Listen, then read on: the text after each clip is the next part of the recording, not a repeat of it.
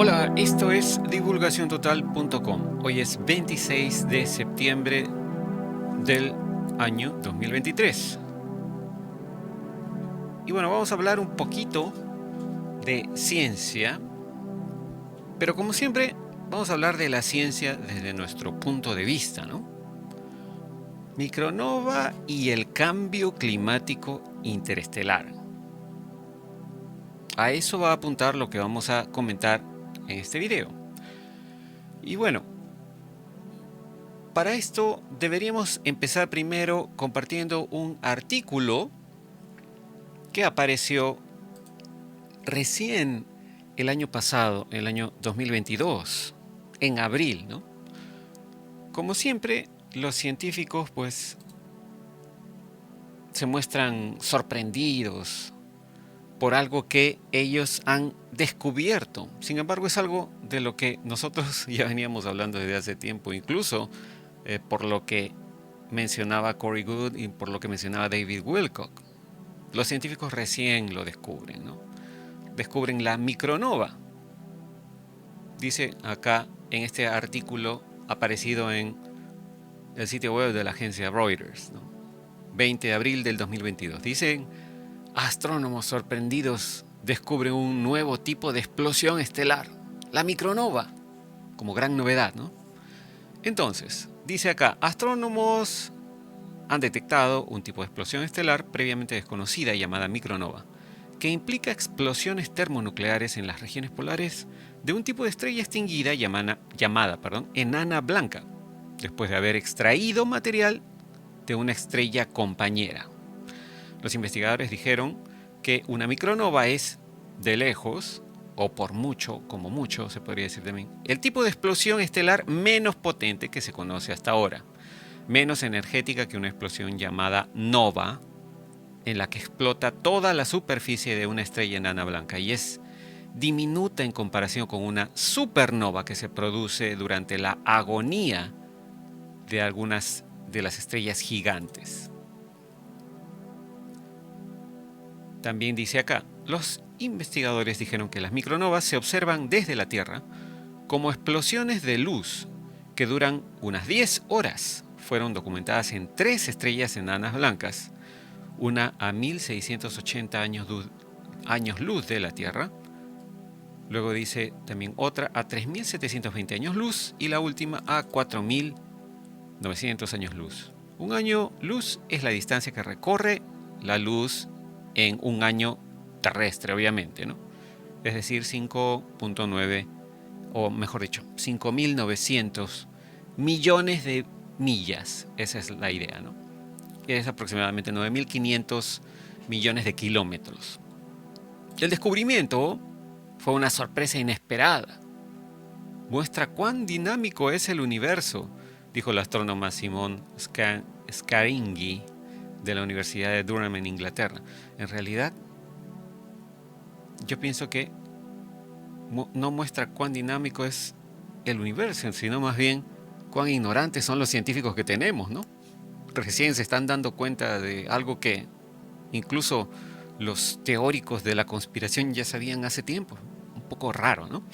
Pero bueno, también dijo esta científica, estos eventos son rápidos y esporádicos. Encontrarlos requiere mirar el lugar correcto en el momento correcto. Ahora sí, vamos a darles el beneficio de la duda porque recién tienen, si mal no recuerdo, desde el año pasado recién se ha desplegado el telescopio espacial, no el Hubble, sino el nuevo, ¿no? El James Webb, etc., ¿no? Eso es. Vamos a darles el beneficio de la duda que tienen un nuevo telescopio para jugar hoy, ¿no? Dice acá también, las estrellas enanas blancas se encuentran entre los objetos más densos del universo. Son el resultado del colapso del núcleo de una estrella moribunda. Tienen la masa de nuestro Sol, pero su diámetro es aproximadamente del tamaño de la Tierra. La mayoría de las estrellas, incluido nuestro propio Sol, están destinadas a terminar su existencia de esa forma. Algunas estrellas enanas blancas forman parte de lo que se llama un sistema binario en órbita con otra estrella, que es lo que se ve representada en esta esta figura, ¿no? En este gráfico hecho por un artista, obviamente, ¿no? Las micronovas ocurren en sistemas binarios muy específicos. Una estrella enana blanca, que es la que vemos en la parte inferior, eh, posee un fuerte campo magnético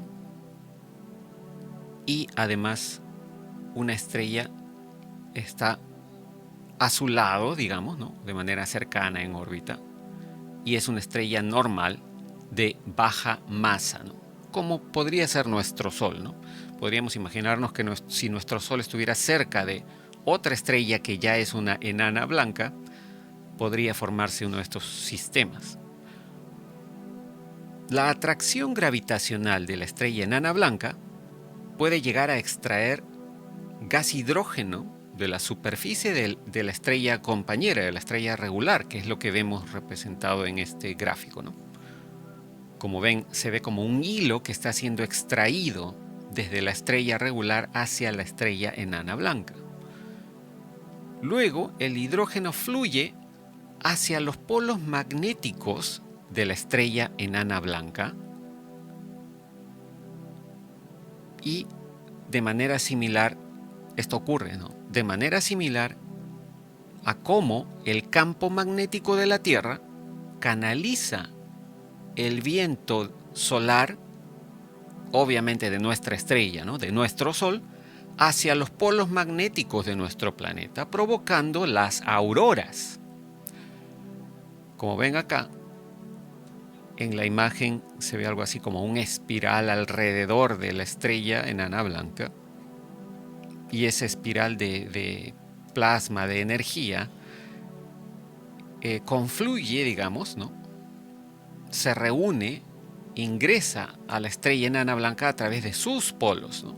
El polo superior y el polo inferior, norte y sur. Ahora, ¿por qué estamos comentando todo esto, ¿no? Porque nuestro Sol y nuestro planeta actúan de una manera similar, muy similar a esto, ¿no? En este caso estamos hablando de dos estrellas, pero lo mismo ocurre, o algo similar ocurre entre nuestro Sol y además el planeta Tierra.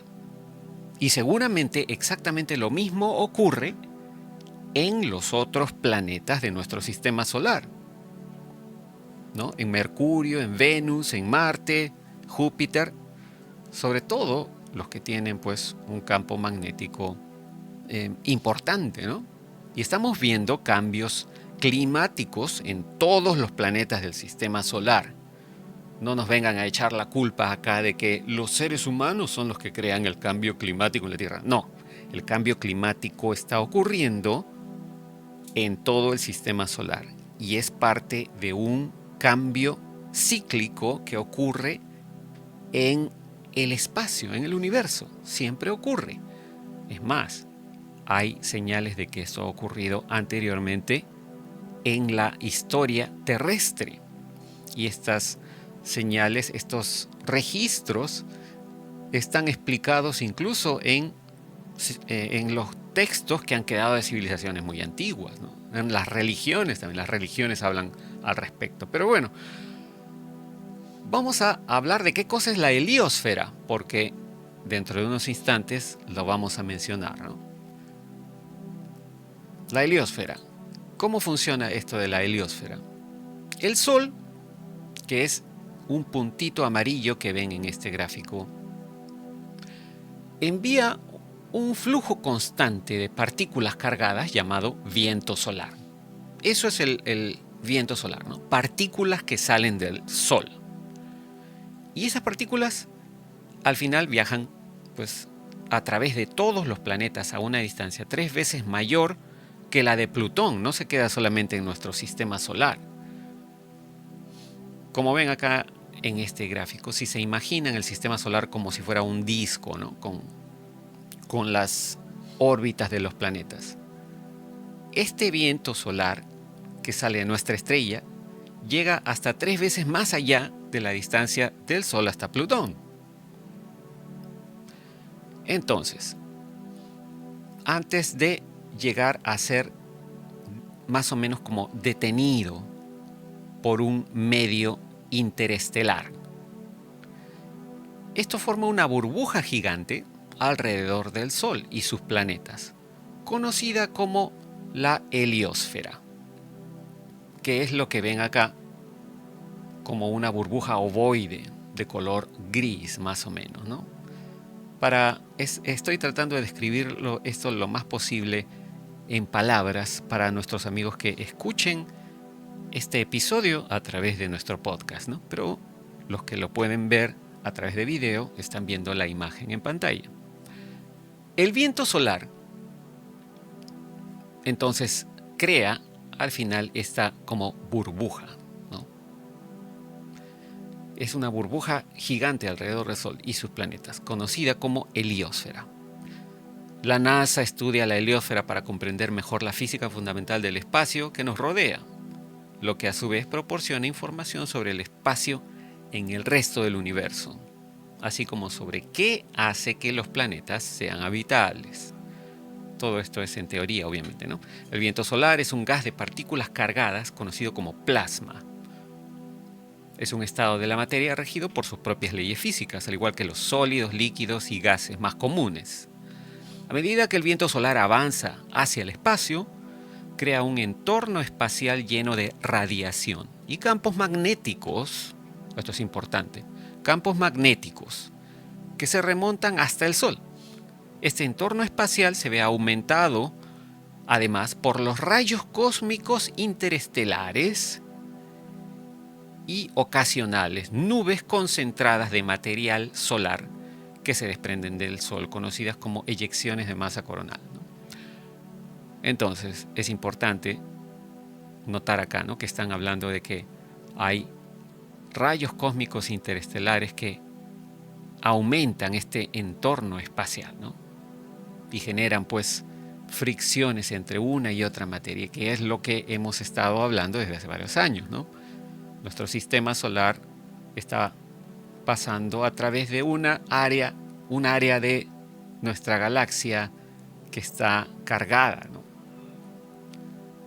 Entonces, ¿a qué va todo esto? ¿Por qué hablamos de todas estas cosas tan científicas, ¿no? Hay un hilo de lo que antes se conocía como tweets, ahora son publicaciones en ex Twitter, de Zach Borges. Zach Borges ha creado este hilo que habla específicamente de esto, ¿no? De lo que se llama supuestamente cambio climático y lo que se llama una micronova o evento de micronova o flash solar también le podríamos decir, ¿no? Pero es un microflash solar, es micronova en realidad, ¿no? A ver, dice acá, ¿por qué las élites están impulsando tantas tonterías sobre el cambio climático? Porque hay algo que aparentemente es siniestro y que en realidad está acechando a nuestra galaxia, ¿no? Podríamos decir que es algo así como un ángel de la muerte, si es que nos lo imaginamos como supuestamente debe funcionar, ¿no? Ahora, esto no tiene la intención de asustar a la gente, ¿no? Pero vamos a ver qué es esta micronova y cómo funcionaría, ¿no? Dice acá, la lámina de corriente eléctrica galáctica, también conocida como la lámina heliosférica, ¿no?, es lo que estaba explicando. Es el límite, la lámina de corriente heliosférica es el límite entre líneas abiertas de campo magnético de direcciones opuestas que comúnmente se originan como la extensión hacia afuera del dipolo magnético solar. Es decir, en realidad es como una lámina de corriente heliosférica o lámina de corriente interplanetaria, podríamos llamarla también, ¿no? Es una superficie que separa regiones de la heliosfera, de la que estábamos hablando hace unos instantes, donde el campo magnético interplanetario apunta hacia el Sol y se aleja de él. Una pequeña corriente eléctrica con una densidad de corriente de aproximadamente 10 amperios por metro cuadrado fluye dentro de esa superficie, formando una lámina de corriente confinada a esa superficie, ¿no? Es la explicación científica y se vería si la pudiéramos ver, porque todas estas corrientes electromagnéticas son pues obviamente invisibles, ¿no? Al igual como en la Tierra, en los cables de electricidad no podemos ver la electricidad, la corriente eléctrica avanzando, no podemos tampoco ver con nuestros ojos esta lámina de corriente heliosférica, pero es más o menos así, una cosa ondulante, ¿no? Como se ven en los gráficos mostrados aquí. Entonces, esa lámina es importante porque impulsa la alineación magnética del Sol, la Tierra y todos los demás planetas de nuestro sistema solar. Cada cuerpo estelar de nuestro sistema solar está alineado magnéticamente con esa lámina de corriente eléctrica. Como vimos, ¿no? La lámina es ondulada, tiene ondas, tiene olas. Y a veces nuestro sistema solar cruza una de esas ondas. Y cuando eso sucede, todo se vuelve bíblico, dice Sack aquí. Pero hablemos de lo que le sucede además al Sol. La contrapresión contra el colapso estelar de la energía de fusión que se libera, que es grande, y la fuerza magnética agregada, que es pequeña, ¿no? Eso es lo que le sucede al Sol, es como encuentro de fuerzas, ¿no? Durante una inversión, o también se le llama reversión de polos, esa fuerza magnética colapsa. Y como resultado, el Sol también colapsa, pero solo un poquito, dice, ¿no? Entonces, luego del colapso, viene un aumento de la actividad de fusión en el Sol, ¿no? Que es como una cocina gigante, ¿no? De fusión de energía. Y cuando viene ese aumento de actividad de fusión, hay un boom, ¿no? Esta micronova, esta pequeña explosión, pequeña de tamaño cósmico, pero ¿no? A escala cósmica es pequeña, obviamente para la Tierra es una cosa gigante, ¿no? Ahora, la última vez que ocurrió esto, dice Sack, ¿no? Se liberó tanta energía que se derritió el hielo de la última era glacial, si mal no recuerdo, ¿no? En la zona ártica del planeta, lo que llaman en inglés Younger Dryas, esa época, ¿no? Y el nivel del mar aumentó unos 500 pies. Y bueno, ya conoces cuál es esa historia, ¿no? Noé y el arca, etcétera, ¿no? Todas las religiones hablan de esa gran inundación. Así que ya te puedes imaginar qué lo causó. Debe haber sido una micronova, imagino.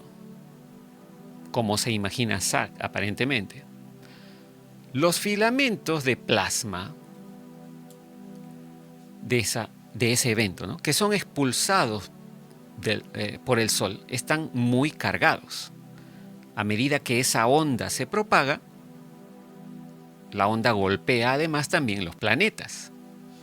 Y aquí hay un hecho interesante. Resulta que la Tierra, según lo que estuvo averiguando Sack, la Tierra es un mejor conductor magnéticamente que incluso el espacio vacío.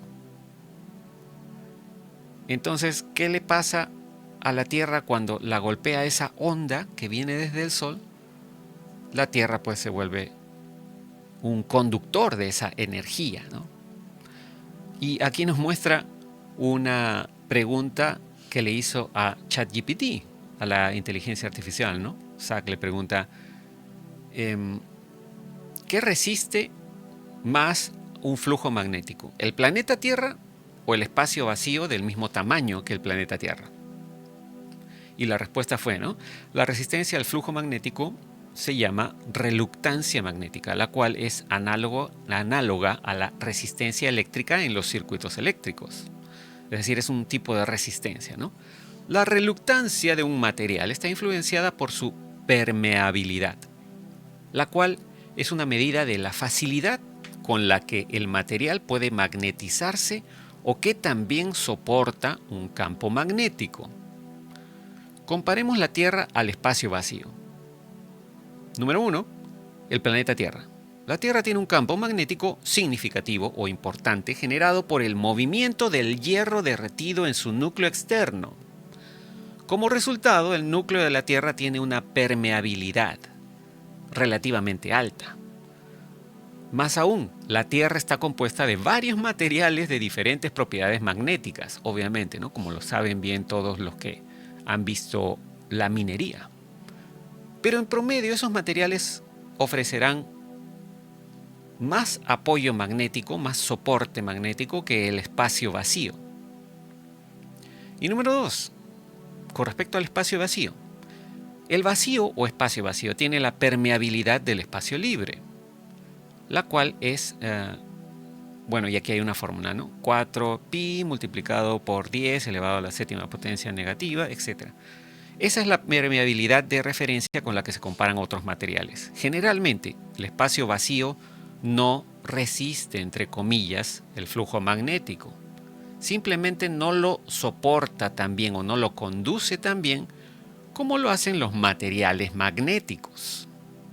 Entonces, comparando a ambos, al final, ¿no? Comparando los dos, la Tierra resistiría, entre comillas, menos un flujo magnético que el volumen equivalente de la Tierra de espacio vacío. En otras palabras, el flujo magnético pasaría más fácilmente a través de la Tierra que a través de un volumen equivalente de espacio vacío, debido a su permeabilidad. La Tierra es permeable por sus componentes a la energía electromagnética.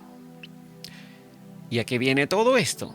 El flujo magnético conduce o induce, deberíamos decir, es la palabra correcta, ¿no? El flujo magnético induce una enorme corriente eléctrica en todos los metales. Al igual que esto, como estamos viendo aquí, y para los que estén escuchando a través del podcast lo voy a describir.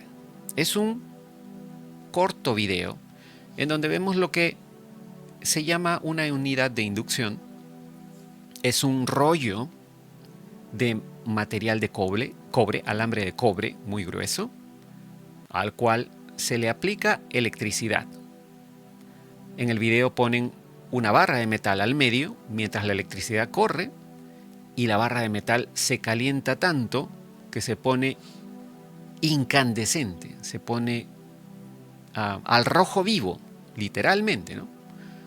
Luego que se pone al rojo vivo, cortan la electricidad, sacan la barra de metal y la persona que está haciendo la prueba toca el rollo de metal de cobre como si nada, porque el cobre no se ha calentado. Lo que se ha calentado es la barra de metal que metieron dentro del rollo de cobre, de alambre de cobre, ¿no?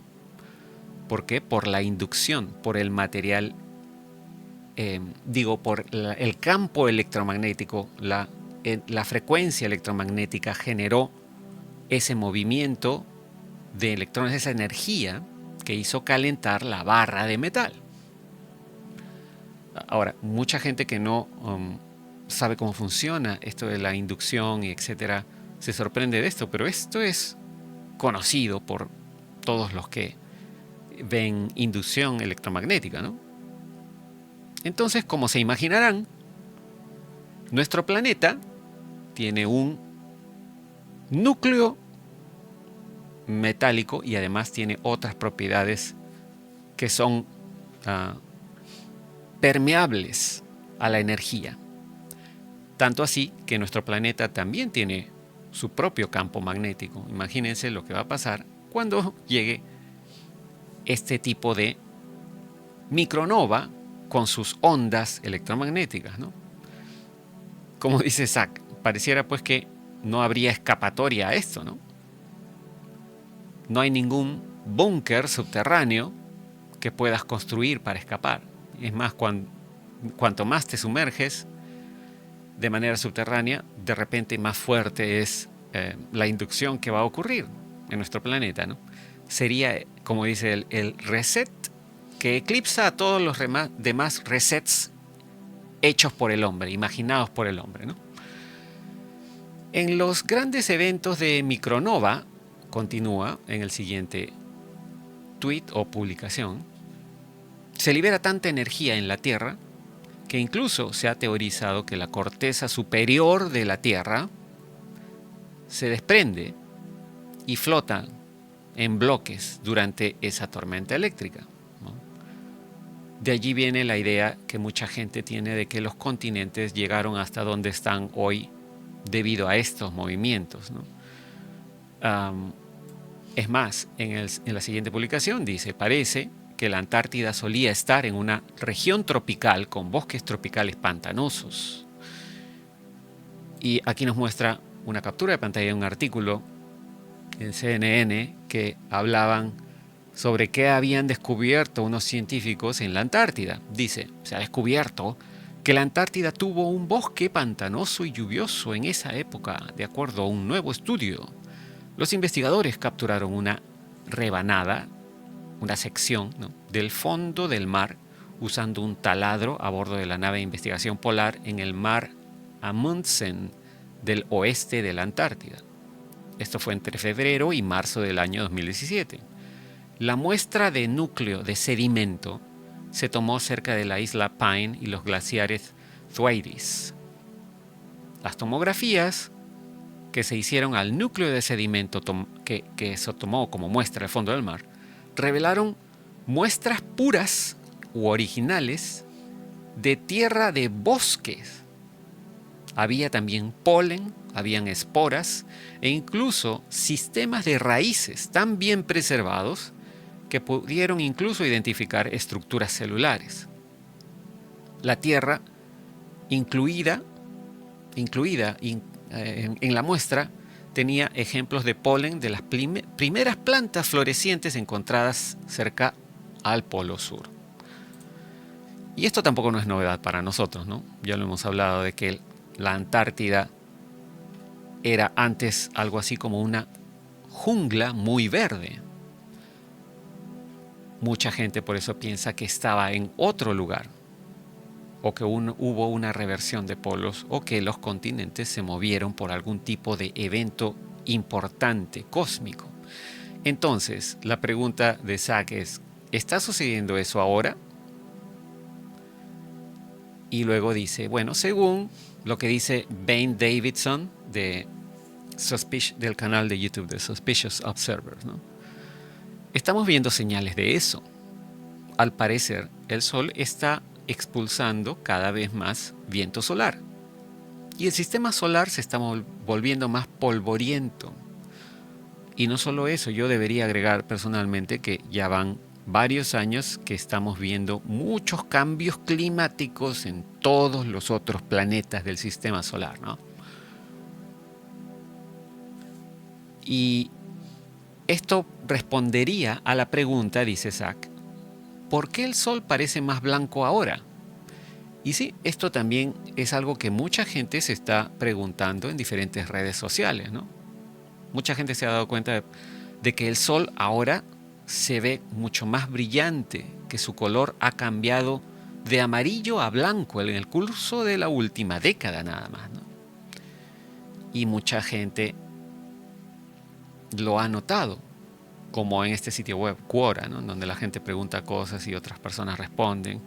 Aquí incluso una persona responde a esta pregunta en la parte inferior y dice, estás absolutamente en lo correcto, el color del Sol ha cambiado durante las últimas décadas. Esto no solo viene del recuerdo de cómo solíamos pintar al Sol de color amarillo cuando éramos niños, sino también se pueden ver documentales recientes sobre la naturaleza de principios de la década del 2000 y también de la década de los 90. Y esos programas están almacenados en los servicios de streaming, las plataformas de streaming, ¿no? Lo que quiere decir es que en esos documentales, en esas grabaciones, esas filmaciones antiguas, se ve el Sol más amarillo de lo que lo vemos ahora. Hoy lo vemos casi blanco, ¿no? Puede ser que se vea más blanco por la cantidad de energía que está empezando a generar o a emitir. Y bueno, ya casi al final, Zach dice, esa es mi pequeña contribución, ¿no? Él dice que el cambio climático es real, sí es cierto, pero es algo así como un ser impulsado por fenómenos cósmicos. Las reversiones magnéticas de polos se refiere, ¿no? En nuestro planeta han causado extinciones anteriormente y sí, efectivamente, pues hay un cuadro inmenso de las diferentes etapas de la Tierra cuando vemos los sedimentos que se han estudiado. Queda por ver, agrega, si esto lo vamos a ver durante nuestras vidas o no, ¿no? Pero lo que sí es claro es que la operación psicológica o PSYOP o psicosocial, como lo dicen en otros países, sobre el cambio climático creado por el hombre es en realidad para tapar esto, ¿no? Y para aprovecharse como siempre de la gente, ¿no? Escúchenlo bien claro y pueden repetirlo si están de acuerdo. No hay ninguna cantidad de impuesto que vayamos a pagar que vaya a resolver este cambio climático. Ningún gobierno de nuestro planeta puede imponer un impuesto a nadie que resuelva estos cambios que el Sol está atravesando y que están ocurriendo en todo el sistema solar. Así que no nos vengan a echar la culpa y a querer imponernos impuestos por cosas que el cosmos está haciendo, ¿no? No que la humanidad está haciendo. Como dice Zach, las élites redirigirán la narrativa y harán cumplir la profecía a medida que la mayor parte de la superficie en la Tierra muera en el evento, ¿no? Tal como sucedió antes. Pero bueno, no estoy seguro realmente de si algo así como un evento catastrófico va a ocurrir, porque hay que tener en cuenta que estos cambios no ocurren desde hace pues decenas de miles de años y lo único que tenemos son ciertos textos antiguos que comentan cosas similares, pero realmente nadie sabe cómo se atraviesan, cómo la gente sobrevivió a esto, ¿no? Así que puede ser, digo yo, que este tipo de evento no afecte quizás necesariamente al ser humano, solamente a la Tierra. Es más, dependiendo de posiblemente qué tan nivel evolutivo tengamos a nivel conciencia, de repente nosotros ni nos damos cuenta. ¿O será que ciertos seres humanos se irán a dar cuenta y otros seres humanos no? Me imagino que dependerá de, como dije, en qué nivel evolutivo estamos desde el punto de vista espiritual también, ¿no? No sabemos qué tanto influya en eso, ¿no? El que percibamos estas catástrofes o no. Y esto de la inducción, como les decía, no es nuevo, ¿no? Aquí tenemos otro ejemplo donde una pieza de metal, como ven, dentro de un rollo de cobre, es calentada tanto por la inducción, por el campo electromagnético que fluye a través de ese rollo de cobre, que la pieza metálica hasta se derrite, ¿no? Y al momento en que cortan la electricidad, está incluso flotando. Si la pueden ver allí, ¿no? La pieza metálica está flotando en medio del rollo de cobre. Y al momento en que desconectan la electricidad del rollo de cobre, la pieza metálica cae como si fuera un líquido y en la superficie inferior pues se hace como un charco, ¿no? del metal. Y por lo visto no es la primera vez. En la parte superior de esta imagen vemos los otros charcos de metal, ¿no? En fin, esto de la inducción, así como se ve en estos casos con estas unidades de inducción, ¿no? Calentamiento por inducción, esto es un ejemplo a nivel pequeño, pero a nivel cósmico se cumplen las mismas reglas, ¿no? Así que vamos a ver qué pasa. Sin embargo, queda, como dijimos, ¿no? Y como dice Zach aquí, queda por ver si esto lo veremos durante nuestras vidas o no. Podríamos solo tener clima extraño en nuestras vidas, ¿no? O podríamos quizás ser golpeados por un filamento solar que erupcione magnéticamente y colisione con la Tierra, quizás acabando con muchos componentes electrónicos, tal como ocurrió con el evento Carrington. Y seguramente los que siguen nuestros videos se acordarán del video que hicimos de el evento Carrington a finales del siglo XIX, en donde lo más importante a nivel eléctrico que teníamos en esa época era el telégrafo, y muchas líneas de telégrafo incluso se quemaron, ¿no? Por la gran cantidad de electricidad que llegó a la Tierra. Entonces, también dice Zach que alguien le llegó a preguntar que si esto estaba relacionado a las intensas luces del norte que hemos tenido, porque este año se ha visto mucho, y obviamente sí, está 100% relacionado, ¿no? Relacionado con también lo que se llaman las auroras boreales. Y justamente hablando de Suspicious Observers, este video cargado hoy, 26 de septiembre, por Ben en su canal, habla de las extrañas auroras rojas, ¿no? La mayoría de auroras siempre son de color verde. Sin embargo, hay auroras rojas, han aparecido auroras rojas en estas últimas horas. Esto es del 24 de septiembre. Como ven, es una fotografía en donde vemos a esta persona parada y en el fondo se ve una aurora roja. Los magnetómetros, dice, en Canadá saltaron incluso hasta 129 nanoteslas, ¿no? Y justo esto fue después de una eyección de masa coronal del Sol, ¿no? Que para los que no estén siguiendo esta información, hace 3-4 días hubo como 2 o 3 eventos de estos de eyección de masa coronal, y esta energía ya llegó al planeta, y lo extraño es que generó estas auroras rojas, no verdes, ¿no? Según Ben, como dice él en su video, tiene lógica si consideramos que el campo electromagnético de la Tierra, que digamos que nos protege de todo esto, ¿no? De los rayos ultravioleta, etc.,